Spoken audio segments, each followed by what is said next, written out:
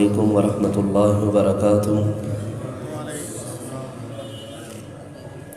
یا رب لک الحمد کما ینبغی لجلال وجہک وعظیم سلطانک،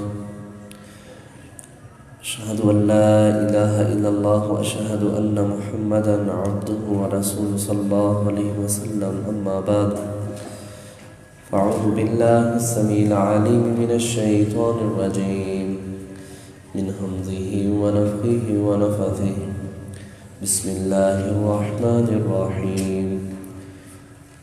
کل کے سبق کے اندر اللہ رب العالمین نے اس بات کے متعلق ارشاد فرمایا تھا کہ ہم ضرور وزن کریں گے ان کے اعمال کا قیامت کے دن، جس کا میزان بھاری ہو گیا تو یہی لوگ فلاح پانے والے ہیں، اور جس کا میدان ہلکا ہو گیا تو یہی لوگ ہوں گے جنہوں نے اپنے آپ کو نقصان میں ڈالا، گھاٹے میں ڈالا، یہی لوگ خسارہ پانے والے ہوں گے۔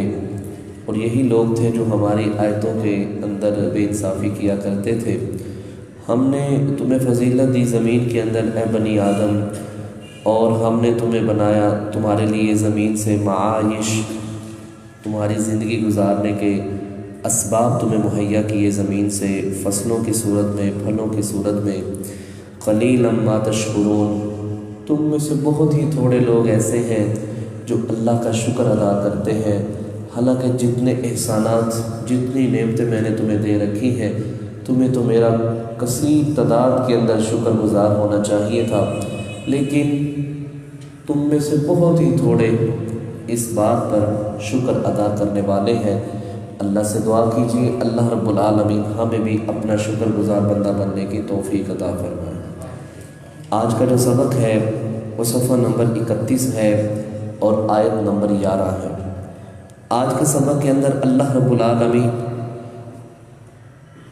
اس حوالے سے بات کریں گے کہ جب ہم نے آدم علیہ السلام کو پیدا کیا، اللہ نے اپنے ہاتھ سے ان کو بنایا، ان کے اندر اپنی روح کو پھونکا، اللہ نے فرشتوں کو حکم دیا سجدہ کرنے کا، ابلیس نے انکار کر دیا، اور آگے پھر ابلیس نے کون سی بات کی، کون سی بحث کی، کن باتوں کی وجہ سے اللہ نے اس کو ذلیل و رسوا کرتے ہوئے آسمان سے نیچے اتار دیا تھا۔ اس حوالے سے مزید انشاءاللہ ہم سبق کے اندر پڑھیں گے۔ اللہ رب العالمین نے ارشاد فرمایا وَلَقَدْ، اور البتہ تحقیق، خَلَقْنَاكُمْ، ہم نے تمہیں پیدا کیا، ثُمَّ، پھر، صَوَّرْنَاكُمْ، ہم نے تمہاری صورتیں بنائی۔ اللہ اکبر، صورتیں دیکھ لیجئے، ہزاروں کا مجمع ہو، لاکھوں کا مجمع ہو، بلکہ سب سے بڑا جو اجتماع ہوتا ہے وہ کعبۃ اللہ کے اندر ہوتا ہے، حج کے مقام پر ہوتا ہے۔ جن لوگوں نے یہ مقام حج کے ایام میں دیکھا ہوا ہے، آپ دیکھ لیجئے کسی انسان کی شکل کسی دوسرے کے ساتھ نہیں ملتی۔ اللہ نے ہر انسان کا ڈیزائن، شکل و صورت، خوبصورتی کے لحاظ سے، لب و لہجے کے لحاظ سے، رنگت کے لحاظ سے، اللہ نے ہر ایک کے اندر کوئی نہ کوئی مختلف ایک پہلو رکھا ہے، کوئی نہ کوئی کیٹاگری رکھی ہے، جس کی وجہ سے کوئی انسان کسی کی مشابہ نہیں ہوتا۔ اللہ فرماتے ہیں شکلوں کو بھی بنانے والے ہم ہیں، تمہیں پیدا کرنے والے بھی ہم ہیں۔ ثم، پھر، قلنا، ہم نے کہا، للملائکۃ اسجدوا، ہم نے فرشتوں کو کہا کہ سجدہ کرو، لآدم، آدم علیہ السلام کو، فسجدوا، پس سجدہ کیا فرشتوں نے، الا ابلیس، سوائے ابلیس کے، اس نے سجدہ نہ کیا، لم یکن من الساجدین، یہ سجدہ کرنے والوں میں سے نہیں تھا۔ اللہ نے کہا یہ آدم علیہ السلام، ان کو سجدہ کرو، میں نے اپنے ہاتھ سے بنایا ہے، میں نے اپنی روح پھونکی ہے، لہٰذا اس کی فضیلت، اس کا مقام زیادہ ہے، اور اس لحاظ سے بھی آدم علیہ السلام کا مقام زیادہ تھا۔ اللہ نے کل کائنات کو بنایا، زمینوں کو بنایا، آسمانوں کو بنایا، پہاڑوں کو بنایا، شجر و حجر کو بنایا، کل کائنات کو جب اللہ نے بنایا نا تو سب کے لیے میرے رب نے لفظ کن کا استعمال کیا تھا، کن ہو جاؤ فیکون، بس ہر چیز اپنی اپنے جگہ پر مکمل ہو گئی۔ لیکن جب حضرت انسان کی باری آئی تو اللہ رب العالمین نے کن نہیں بولا تھا بلکہ اپنے ہاتھ سے آدم علیہ السلام کو بنایا تھا۔ اللہ کتنی بڑی فضیلت ہے۔ لقد خلقنا الانسان فی احسن تقویم ثم رددناہ اسفل سافلین۔ اللہ رب العالمین نے آدم علیہ السلام کو اور ابن آدم کو یہ فضیلت جہان کے اندر عطا فرمائی۔ ہم نے اس انسان کو اشرف المخلوقات کے اندر پیدا کیا تھا، ثم رددناہ اسفل سافلین، پھر اس کے بد کرداریوں کی وجہ سے، اللہ اور اس کے رسول کے ساتھ مخالفت کرنے کی وجہ سے، نافرمانیوں کی وجہ سے اس نے اپنی اوقات کو سمجھا ہی نہیں، اپنی فضیلت کو، اپنے مقام کو اتنا گرا دیا، یہ پے در پہ نیچے کی طرف ہی جاتا گیا، اوپر ہونے کے بجائے نیچے جاتا گیا۔ اس کا مقام اور اس کی فضیلت تو یہ تھی کہ اللہ نے اس کو نوریوں کے اوپر بھی فضیلت عطا فرما رکھی تھی۔ آدم علیہ السلام کو کہا کہ تم ادھر کھڑے ہو جاؤ، میں ان فرشتوں کو حکم دیتا ہوں یہ تمہیں سجدہ کریں گے۔ اگر فرشتے بہتر ہوتے تو آدم علیہ السلام فرشتوں کو سجدہ کرتے، لیکن حقیقت میں فرشتوں سے بھی اعلیٰ انسان ہے، اگر اس کے اندر انسانیت نام کی چیز باقی رہے تو۔ اگر انسانیت کی چیز اس کے اندر نہیں تو یہ تو اللہ کے فرمان کے مطابق بل ہم اضل، یہ تو انسان جانوروں سے بھی گیا گزرا ہے، بدترین ہے انسان، جانوروں سے بھی گیا گزرا ہو جاتا ہے۔ اس کے ہاں کوئی مقام، کوئی فضیلت اللہ کے ہاں رہتی نہیں۔ جب یہ شرک کی دلدل کے اندر پھنس جاتا ہے، جب یہ بدعات کے اندر اس کا گہراؤ ہو جاتا ہے، تو پھر یہ انسان نہیں رہتا بلکہ یہ جانوروں سے بھی کمتر ہو جاتا ہے۔ یہاں اللہ یہی بات کہتے ہیں، فسجدوا، پس سجدہ کیا، ابلیس نے نہیں کیا، لم یکن من الساجدین، نہیں وہ سجدہ کرنے والوں میں سے تھا۔ قال، اللہ نے کہا، ما منعک، اور تجھے کس چیز نے منع کیا ہے، اللہ تسجدہ، یہ کہ تو سجدہ نہ کرے، اذ امرتک، جب کہ میں نے تمہیں حکم دیا ہے۔ اللہ اکبر، تو چاہے ٹھیک ہے اپنے آپ کو بڑا مقام والا سمجھتا ہے، بڑا بلند مرتبے والا سمجھتا ہے، تو اپنے ہاں بڑا، اپنے آپ کو بڑا سمجھتا ہے، لیکن بات یہ دیکھ تمہیں کہہ کون رہا ہے؟ تمہیں کہا کس نے ہے؟ اللہ نے کہا ہے نا، اللہ نے تمہیں بھی پیدا کیا، آدم کو بھی اللہ نے پیدا کیا، لہٰذا تیرا یہ حق نہیں بنتا تھا کہ تو اللہ کی نافرمانی کرتا، اللہ کی بات کو نہ مانتا۔ جب میں نے کہا ہے سجدہ کر تو تیرا حق یہ تھا کہ تو سجدہ کر دیتا۔ اللہ نے کہا تمہیں کس چیز نے روکا ہے؟ قال، ابلیس کہنے لگا، آنا، میں، آنا، یہ آنا جو ہے نا، یہ اگر ختم ہو جائے نا انسان کے اندر سے، آنا ختم ہو جائے تو انسان پھر انسانیت کے اندر آتا ہے۔ یہ آنا نے ہی کام سارا خراب کر رکھا ہے۔ انا ہمارے اندر تکبر، غرور، فخر، یہ ساری انا کی وجہ سے ہے۔ نبی علیہ الصلوۃ والسلام کوئی دروازے پہ آیا نا تو پوچھا کون؟ آنا، وہ میں، اس کا معنی ہوتا ہے میں، اور بکری بھی جب کہتی ہے تو وہ بھی میں کہتی ہے۔ تو کہا یہ تو بکری کہتی ہے، تم کون ہو؟ تم اپنا نام لو، یہ میں کیا ہوتا ہے؟ بتاؤ کہ میں فلاں ہوں۔ اور ہم بھی جب کسی کے گھر میں جائیں نا تو باہر کوئی پوچھے نا اندر سے کہ بھائی کون ہے، تو اپنا نام بتلائے کہ بھائی جان میں ہوں، میں فلاں کو ملنے کے لیے ہوں، میرا فلاں نام ہے۔ قال، کہا ابلیس نے، آنا، میں، خیر، بہتر ہوں، منہ، اس آدم سے۔ اچھا تو کس طرح بہتر ہے؟ آگے دلیل دیتا ہے، کہتا ہے خلقتنی، تو نے مجھے پیدا کیا ہے، من نار، آگ سے، وخلقتہ، اور اس آدم کو پیدا کیا ہے، من طین، مٹی سے۔ میں آدم سے بہتر ہوں، مٹی پست ہوتی ہے، آگ بلند ہوتی ہے، لہٰذا میں کبھی بھی سجدہ نہیں کروں گا۔ اللہ، یہ کیسی بات ہوئی؟ ایک آگ سے پیدا ہونے والا ایک مٹی والے کو سجدہ کرے جو مٹی سے پیدا ہوا ہے، لہٰذا اللہ میں نہیں سجدہ کروں گا۔ اللہ اکبر، اللہ کو غصہ دلایا اس نے، بغاوت کی، نافرمانی کی، تکبر کیا، حسد کیا، وہ مجھے نہیں فضیلت ملی، اس کو فضیلت مل گئی ہے۔ قال، اللہ کہتے ہیں فاہبط، دفع ہو جا، نکل جا ادھر سے، اتر جا نیچے، منہا اس آسمان سے، فما یکون لک، نہیں ہے تیرے لیے، نہیں تھا تیرے لائق، ان تتکبر، یہ کہ تو تکبر کرتا، فیہا، اس آدم کے معاملے میں، اس آسمان پر اللہ کے سامنے آدم علیہ السلام کے لیے جب سجدہ کرنے کا حکم دیا تھا، تیرے لیے یہ لائق نہیں تھا کہ تو تکبر کرتا، فیہا فاخرج، نکل جا یہاں سے، انک من الصاغرین، تو ذلیل لوگوں میں سے ہے، تو ذلیل ہو گیا ہے، تو بدترین انسان۔ اللہ کے نے جب یہ بات کہی نا، اتر جا، تو ذلیلوں میں سے ہے، تو اس نے نا پھر کہا اللہ ذلیل تو ہو ہی گیا ہوں، اللہ پھر ایک میری دعا ہے۔ اللہ نے کہا کیا دعا ہے؟ کیا کہتا ہے؟ کہنے لگا اللہ میری دعا یہ ہے کہ مجھے قیامت تک کے لیے مہلت دے دے، جب تو لوگوں کو زندہ کرے گا، مجھے موت نہ آئے، میں ہمیشہ زندہ رہوں۔ قال، ابلیس کہنے لگا انظرنی، اللہ مجھے مہلت دے دے، الی یوم یبعثون، اس دن تک مہلت دے دے جس دن لوگوں کو تو دوبارہ زندہ کرے گا۔ اللہ، ابلیس کا اس بات پر ایمان تھا اور یقین تھا کہ قیامت آنی ہے اور قیامت آ کے رہے گی، جو انسان، جو لوگ مر جائیں گے قیامت والے دن اللہ ان کو دوبارہ ان کی حالت پر زندہ کرے گا۔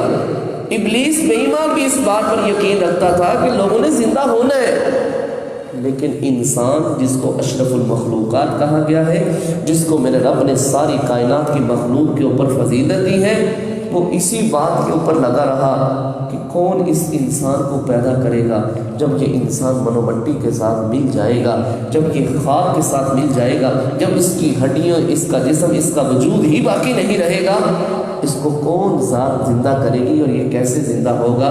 لیکن ابلیس بے ایمان، اللہ کا نافرمان، یہ سب کچھ ہونے کے باوجود بھی کہتا ہے اللہ تو نے لوگوں کو دوبارہ زندہ کرنا ہے، اللہ اس دن تک مجھے مہلت دے دے تاکہ میں لوگوں کو گمراہ کر سکوں۔ قال، اس نے التجا کی، اس نے گزارش کی، قال، اللہ کہتا ہے انک من المنظرین، ٹھیک ہے میں نے تمہیں مہلت دی، جب تک لوگ دوبارہ زندہ نہیں ہوں گے اس دن تک تمہیں مہلت ہے، جاؤ میری طرف سے تمہیں چھٹی، میں نے تیری عمر دراز کر دی۔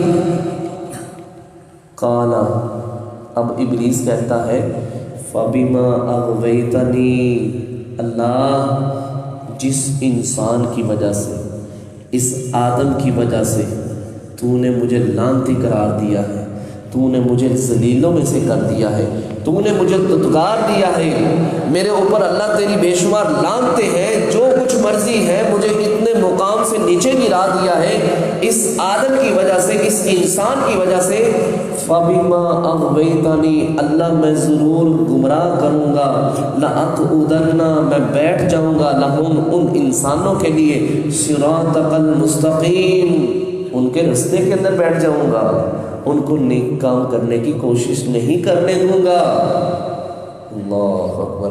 نبی علیہ السلام نے فرمایا شیطان رستے کے اندر بیٹھ جاتا ہے، کوئی اسلام کو قبول کرنے کے لیے نکلتا نا، رستے میں بیٹھ جاتا ہے، اس کے دل کے اندر وسوسے ڈالتا ہے، تو اسلام قبول کرے گا، اپنے باپ دادا کے دین کو بدل دے گا، چھوڑ دے گا، انسان پھر ہمت کرتا ہے، اسلام کو قبول کر لیتا ہے، جب اسلام قبول کرتا ہے تو اب ہجرت کرنے کا موقع آتا ہے، ہجرت کرنے لگتا ہے تو کہتا ہے ہجرت کرے گا، اپنا مال دولت زمین کاروبار سب کچھ یہاں چھوڑ کے چلا جائے گا، اس دین کی خاطر انسان پھر کچھ بھی پرواہ نہیں کرتا، پھر بھی نکل جاتا ہے، ہجرت کرتا ہے اللہ کے رستے کے اندر، پھر ایک وقت آتا ہے جہاد کے لیے نکلنے لگتا ہے، شیطان پھر اس کے رستے میں بیٹھ کے کہتا ہے وہ جہاد کرے گا، تو قتل ہو جائے گا، شہید ہو جائے گا، تیرے بچے یتیم ہو جائیں گے، تیری بیوی سے کوئی اور شادی کر لے گا، تیرا مال ختم، تیرا کاروبار ختم، سب کچھ ختم ہو جائے گا، تو اس دنیا کے اندر لینے کی آیا تھا۔ انسان جہاد کرتا ہے، یہاں تک کہ اپنی جان اللہ کے حضور پیش کر دیتا ہے، فرمایا اللہ کے اوپر اس بات پر حق ہے کہ اللہ اس بندے کو ضرور جنت میں جگہ عطا فرمائے گا۔ اللہ، صرف یہ نہیں کہ اس نے جہاد کیا، کوئی عام حالت میں بھی فوت ہو جائے، شیطان جو کچھ مرضی کر لے. فرمایا جو کسی بھی حالت میں فوت ہوگا اللہ اس کو ضرور جنت میں جگہ دے گا. تو کہتا ہے لَهُ صِرَاطَكَ الْمُسْتَقِيمُ، میں ان کے رستوں کے اندر بیٹھ جاؤں گا، انہیں گمراہ کرنے کی کوشش کروں گا. ثُمَّ پھر لَآتِيَنَّهُمْ میں آؤں گا ان کے پاس، مِن بَيْنِ أَيْدِيهِمْ ان کے سامنے سے بھی آؤں گا، وَمِن خَلْفِهِمْ ان کے پیچھے سے بھی آؤں گا، وَعَنْ أَيْمَانِهِمْ ان کی دائیں طرف سے بھی آؤں گا، وَعَنْ شَمَائِلِهِمْ ان کی بائیں جانب سے بھی آؤں گا. وَلَا تَجِدُ أَكْثَرَهُمْ شَاكِرِينَ اللہ میرا تجھ سے وعدہ ہے بہت کم لوگ ہی اللہ تیرے شکر گزار ہوں گے. اللہ اکبر، بہت کم لوگوں کو تو پائے گا کہ تیرا شکر کرے، زیادہ کثیر تعداد نہیں ہوگی شکر کرنے والے. وَلَا تَجِدُ نہیں تو پائے گا أَكْثَرَهُمْ ان کے اکثر کو شاکرین شکر کرنے والے. آج دیکھ لیجئے مسجدوں کے اندر نمازیوں کی صورتحال، مارکیٹوں کے اوپر اور سینما گھروں کے اندر جو کچھ ہو رہا ہے، لوگ پیسے دے کے بدکاری کر رہے ہیں اور فریق کے اندر مسجد کی دروازے کی طرف نہیں آتے، اللہ کے گھر کی طرف نہیں آتے، اللہ کی طرف نہیں آتے. یہ ایسے حالات ہو چکے ہیں کہ شیطان نے اپنا جال بچھا رکھا ہے اور لوگوں کو گمراہ کرنے کی پوری کوشش کر رہا ہے. نبی اسلام نے فرمایا انسان مسجد کی طرف نکلتا ہے تو شیطان مسجد سے ڈالتا ہے اور رہنے دے، دکان کے اوپر کوئی کسٹمر آ جائے گا، گاہک آ جائے گا اور رہنے دے، بعد میں پڑھ لینا. پھر بھی انسان ہمت کرتا ہے، مسجد میں آ جاتا ہے. اب تکبیر ہوتی ہے، شیطان پھر بھاگ جاتا ہے. پھر جب تکبیر ختم ہو جاتی ہے واپس آ جاتا ہے، کہتا ہے تو نے میری بات نہیں نہ مانی، اب تو نماز تو پڑھ لیکن تیری نماز میں صحیح طریقے سے پوری نہیں ہونے دوں گا. اللہ اکبر. پھر گھماتا ہے اس کے ذہن کو، کبھی گھر میں، کبھی فیکٹری میں، کبھی دکان پہ، کبھی یاروں دوستوں میں، اور جو پلاننگ کی ہوتی ہے آئندہ میں نے کیا کرنا ہے اس کی طرف. ایک ہمارے نمازی ہیں، وہ کہتے ہیں میں ایک جگہ اینک رکھ کے بھول گیا تو مجھے یاد ہی نہ آئے کہ میں نے کہاں اینک رکھ دی ہے. کہتے میرا ایک ہفتہ اسی طرح گزر گیا. ایک دن میں عصر کی نماز پڑھ رہا تھا غالباً، تو شیطان نے وسوسہ ڈالا، اس نے کہا فلاں جگہ پہ اینک پڑی ہے. کہتے میں نے وہاں جا کے دیکھا تو وہاں ہی اینک پڑی ہوئی تھی. یہ دائیں سے بھی آئے گا، بائیں سے بھی آئے گا، پیچھے سے بھی آئے گا، آگے سے بھی آئے گا. اور اس بے ایمان سے بچنے کے لیے انہ لکم عدو مبین، بے شک یہ ہمارا کھلم کھلا دشمن ہے. اللہ نے اس سے بچنے کے لیے اور پیارے نبی صلی اللہ علیہ وسلم نے اس کے یہ جو وار ہے ان سے محفوظ رہنے کے لیے صبح و شام کے اذکار بتلائے ہیں. حقیقت بات ہے جو انسان صبح و شام کے اذکار کرتا ہے نا، شیطان بے ایمان اس کا ذرہ برابر بھی نقصان نہیں کر سکتا. یہ ہم وقت تیار ہے، ہر وقت تیار ہے. میں نے انسان کو دھوکہ دینا، انسان کو کسی ایسے مصیبت کے اندر دھکیلنا ہے. نبی اسلام صبح اور شام 3 مرتبہ یہ دعا پڑھا کرتے تھے. اللہم انی اسألک العفو والعافیۃ فی الدنیا والآخرہ، اللہم انی اسألک العفو والعافیۃ فی دینی و دنیای و اہلی و مالی، اللہم استر عوراتی و آمن رواتی، اللہم احفظنا من بین ایدینا و من خلفنا و عن ایماننا و عن شمائلنا. اللہ میں تجھ سے سوال کرتا ہوں میری سامنے سے بھی حفاظت فرما، میری پیچھے سے بھی حفاظت فرما، میری دائیں طرف سے بھی حفاظت فرما، میری بائیں طرف سے بھی حفاظت فرما. جتنے اس نے مقرر کر رکھے تھے کہ میں ان جگہ سے لوگوں کے اوپر حملہ آور ہوں گا، ان کو گمراہ کروں گا. جب انسان میرے بھائیوں صبح ہوتے ہی رب سے 3 مرتبہ یہ دعا کر لی اللہ میری حفاظت فرمانا، دائیں سے بھی، بائیں سے بھی، سامنے سے بھی، اوپر سے بھی اور نیچے سے بھی، یقین کر کے مانیے اگر کیا شیطان اس کے اوپر حملہ آور ہوگا؟